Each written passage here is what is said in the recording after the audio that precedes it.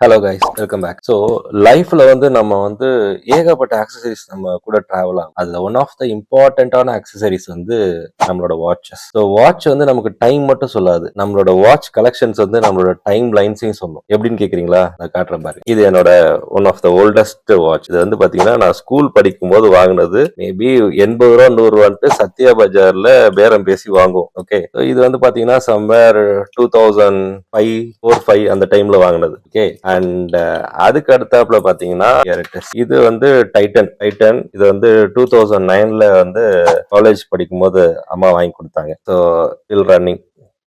Okay, and இது பாத்தீங்கன்னா 2013ல வந்த கிஃப்ட் ஃபாஸ்ட் ட்ராக் வாட்ச். இதுவும் ஸ்டில் ரன்னிங். ஓகே, இது 2014ல birthday gift G shock Casio.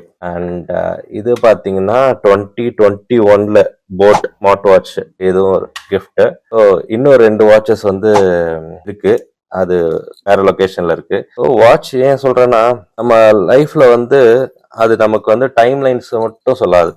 அது யார் கிஃப்ட் பண்ணா, எந்த இயர்ல பண்ணாங்க, அதுக்குன்ட்டு ஒரு மெமரிஸ் அது கூட டிராவல் ஆயிட்டே இருக்கும். அப்படி பாத்தீங்கன்னா ஒரு 2 வாட்ச் எடுத்து வச்சிருக்கேன் பாருங்க. இது அம்மாவோடது ஏ வாட்ச் சிட்டிசன். இது அப்பாவோட வாட்ச் சிட்டிசன் ஆட்டோமேட்டிக். இது எங்க தாத்தா அப்பாவுக்கு சிலோன்ல இருந்து வாங்கிட்டு கிஃப்ட் பண்ணது.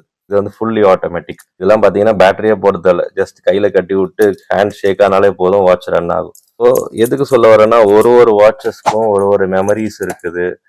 அதுக்கான டைம் லைன்ஸ் நம்ம திருப்பி ரீகால் பண்றோம்.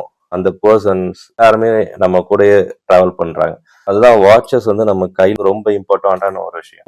உங்க லைஃப்ல நீங்க என்னென்ன ஆக்சசரிஸ் இல்ல பொருள் நீங்க சேர்த்து வச்சிருக்கீங்க உங்களோட மெமரிஸை ரீகால் பண்றதுக்கு அப்படின்றத கமெண்ட்ல சொல்லுங்க. தேங்க்யூ.